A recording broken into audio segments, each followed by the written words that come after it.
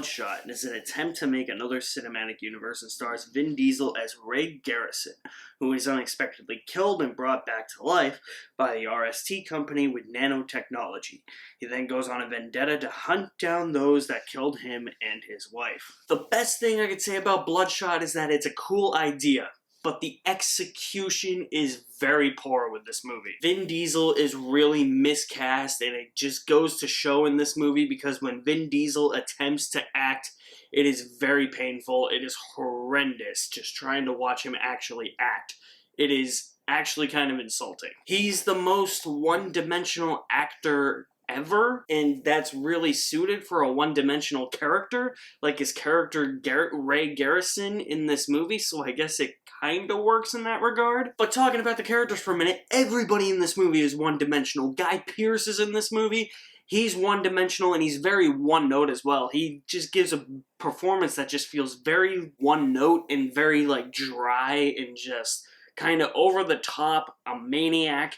That type of performance, I felt like he was playing Aldrich Killian again, except he didn't breathe fire out of his mouth. Never ever have Jeff Wadlow write another movie because he treats us, the audience members, like we are dumb. There are continuous exposition dumps throughout the entirety of the runtime, which is only an hour and 49 minutes, but it feels like an eternity, by the way.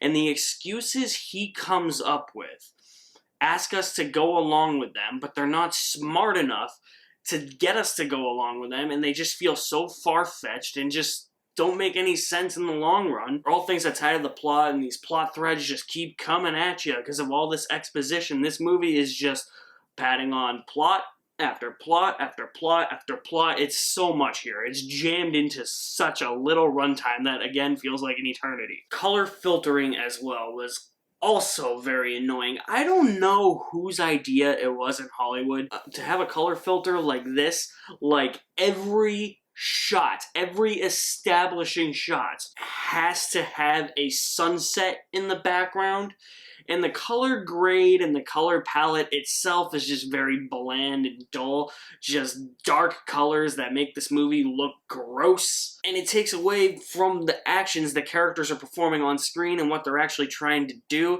It's very distracting. The overall look of the movie isn't very appealing. And the editing of the action sequences, look.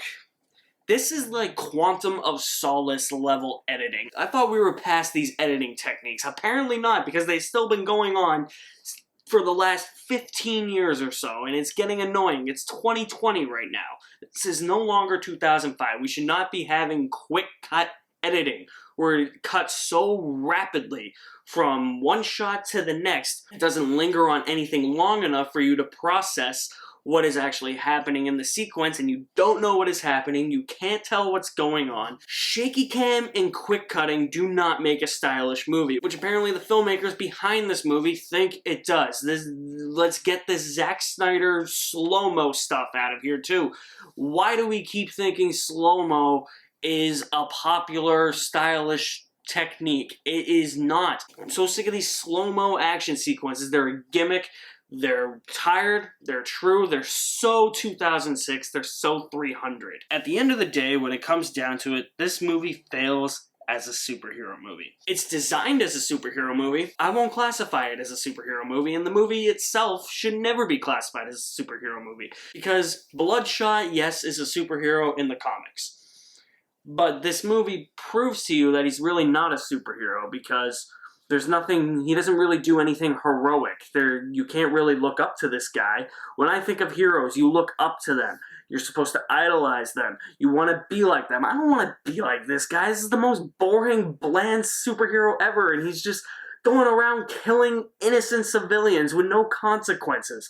What good superhero does that? While this movie has a good idea, that's all this movie is. It's a movie that leaves a lot to be desired. I'm gonna say you will enjoy Bloodshot if you would like that stale bucket of popcorn. This just isn't worth it, and I mean, 2020 movies have just been canceled, apparently.